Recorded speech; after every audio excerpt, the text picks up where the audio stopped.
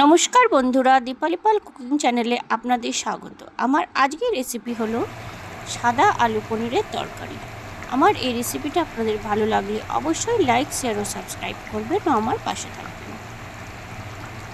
আমি প্রথমেই নিয়ে নিয়েছি 2 প্যাকেট পনির, আর নিয়ে নিয়েছি 1 চামচ চারমগজ আর 10টা কাজু বাদাম, নিয়ে নিয়েছি কিছুটা ডুমো করে রাখা আলু, আর নিয়েছি একটা টমেটো, কয়েকটা কাঁচা লঙ্কা, হাফ ইঞ্চি পরিমাণে আদা আর ক্যাপসিকাম কুচি। সব কিছু প্রথমে ধুয়ে বেছে কেটে পরিষ্কার করে নিলাম। তারপর উনুনে কড়াই চাপিয়ে দিলাম, তাতে দিয়ে দিচ্ছি 2 চামচ মতো সাদা তেল, আর দিয়ে দিলাম 1 চামচ মতো ঘি। তেলটা ভালো করে গরম হয়ে গেলে তারপর আমি পনিরগুলো হালকা লালচে করে ভেজে নেব। আমি পনিরগুলো দুপুরে ভাজবো, সেই জন্য কিছুটা দিয়ে দিলাম, তারপর বাকিটা আমি ভেজে নেব। আমার এই রেসিপিটা আপনাদের ভালো লাগলে অবশ্যই ঘরে তৈরি করবেন আর আমাকে কমেন্টে জানাবেন আপনাদের কেমন লাগলো। পনিরটা হালকা ভেজে নেওয়ার পর আমি একটা পাত্রে তুলে নিচ্ছি। তারপর পনিরগুলো অল্প হালকা গরম নুন জলে আমি ভিজিয়ে রেখে দেবো। নুন জলে ভিজিয়ে রাখার জন্য পনির অনেকক্ষণ পর্যন্ত সফট থাকবে এবং রান্নার পরে শক্ত হয়ে যাবে না। তারপর সমস্ত পনির ভাজা হয়ে গেলে এবারে ভেজে নেব আমি কেটে রাখা আলুগুলো। প্রথমে আলুগুলো সমস্ত দিয়ে দিলাম, তারপর তাতে দিয়ে দেবো সামান্য পরিমাণে নুন আর হলুদ গুঁড়ো।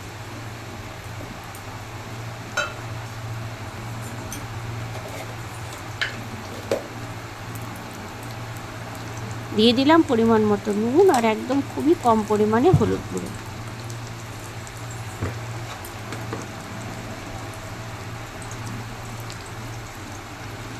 তারপর আলুগুলো ভালো করে নেড়ে চেড়ে হালকা লালচে করে ভেজে নেব।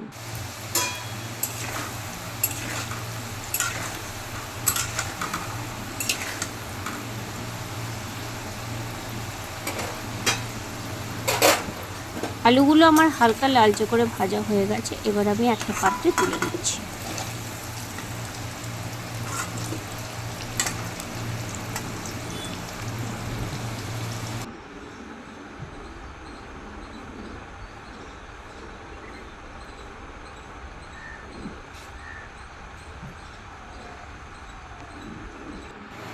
আলুগুলো সমস্ত তুলে নেবার পর আমি আরও 2 চামচ মতো তেল তাতে দিয়ে দিলাম, আর ফোড়নে দিয়ে দিলাম গোটা গরম মশলা গুঁড়ো। ফোড়নটা হালকা লালচে ভাজা হয়ে গেলে তারপর আমি সমস্ত মশলাগুলো একে একে দিয়ে দেব।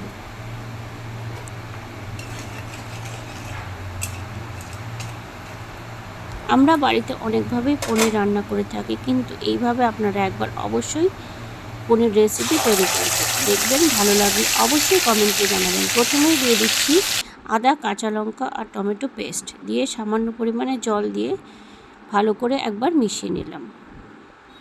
তারপর দিয়ে দিচ্ছি পরিমাণ মতো নুন,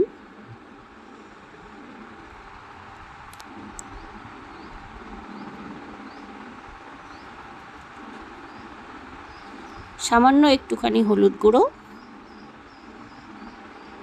আর দিয়ে দিচ্ছি কাশ্মীরি লঙ্কা গুঁড়ো। সুন্দর কালার আসবার জন্য একটা সামান্য পরিমাণে কাশ্মীরি লঙ্কা গুঁড়ো দিয়ে দিলাম, আর দিয়ে দিলাম ছোটো চামচের 1 চামচ ধনে গুঁড়ো। দিয়ে সব কিছু ভালো করে একবার মিশিয়ে নিলাম। মশলাটা ভালো করে তেল ছাড়া পর্যন্ত একটু কষিয়ে নিতে হবে।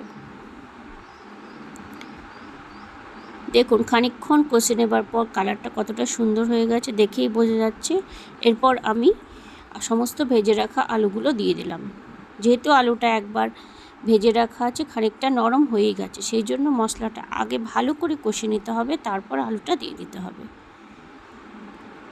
আলুটা দিয়ে দেওয়ার পর ভালো করে নেড়ে চেড়ে মিশিয়ে নিয়ে 2 মিনিট মতো কষে নিলাম। তারপর দিয়ে দিলাম কাজু বাদাম আর চারমগজ পেস্টটা খুব একদম মিহি করে তৈরি করে নিতে হবে। সমস্ত পেস্টটা দিয়ে একবার ভালো করে নেড়ে চেড়ে মিশিয়ে নিচ্ছি।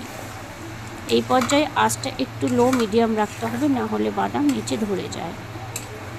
সেই জন্য খুব সাবধানভাবেই এই মশলাগুলো একটু কষিয়ে নিতে হবে। খানিকক্ষণ কষে নেওয়ার পর দিয়ে দিলাম ভেজে রাখা পনির, যেটা আমি জলে ভিজিয়ে রেখেছিলাম। জলটা ঝরিয়ে নিয়ে পনিরটা দিয়ে দিলাম।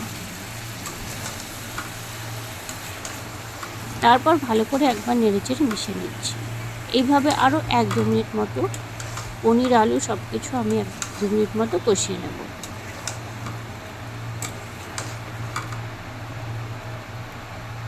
নিরামিষ রান্না যত ভালোভাবে কষানো যাবে তাহলেই রান্নার টেস্টটা বাড়বে এবং খেতেও ভালো লাগবে। তারপর দিয়ে দিচ্ছি 1 চামচ মতো চিনি, আর দিয়ে দিলাম কেটে রাখা ক্যাপসিকাম কুচি। ক্যাপসিকাম কুচি এইভাবে পরে ব্যবহার করলে ক্যাপসিকামের সুন্দর কালারটা নষ্ট হয়ে যায় না এবং একটু শক্ত শক্ত ভাব থাকে, যাতে খেতে ভালো লাগে। সব কিছু দিয়ে আবার একবার ভালো করে নেড়েচেড়ে মিশিয়ে নিচ্ছি। বারবার এইভাবে নাড়াচাড়া করতে হবে, না হলে যেহেতু বাদামের পেস্ট দেওয়া আছে নিচে ধরে যাবে আর রান্নাটা পুরো নষ্ট হয়ে যাবে। তারপর দিয়ে দিচ্ছি ভেজে রাখা গুঁড়ো মশলার গুঁড়ো। এখানে আছে ধনে, জিরে আর গোটা গরম মশলা। এই মশলাগুলো শুকনো খোলায় ভেজে আমি মিক্সিতে গুঁড়ো করে নিয়েছি। এই মশলার গুঁড়ো ঘরে তৈরি করা থাকলে নানান রকম সমস্ত কিছু আমিষ নিরামিষ সমস্ত রান্নাতেই ব্যবহার করা যায়। আপনারা একবার অবশ্যই এই মশলা তৈরি করে দেখবেন। রান্নায় একটা নতুনত্ব ভাব আসবে এবং একঘেয়ে রান্নার থেকে অনেকটা স্বাদ পাল্টে যাবে। তারপর তেল ছাড়া পর্যন্ত কষিয়ে নিয়ে দিয়ে দিচ্ছি সামান্য পরিমাণে জল। গ্রেভিটা আপনারা আপনাদের পছন্দ মতো করে নেবেন, জলটা আপনারা আপনাদের পছন্দ মতনই ব্যবহার করবেন। পনির খুব তাড়াতাড়ি ঘন হয়ে যায়, সেই জন্য খুব বেশি জলের এখানে প্রয়োজন হয় না। জলটা দিয়ে দেওয়ার পর ভালো করে একবার নেড়েচেড়ে মিশিয়ে নিচ্ছি। তারপর খানিকক্ষণ ফুটে উঠলেই তৈরি হয়ে যাবে আলু পনিরের সাদা তরকারি।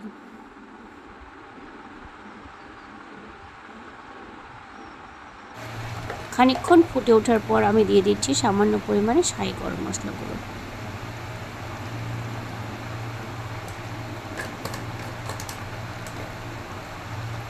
গরম মশলাগুলো ভালো করে নেড়েচেড়ে মিশিয়ে নিয়ে একটুখানি ফুটিয়ে নিলাম।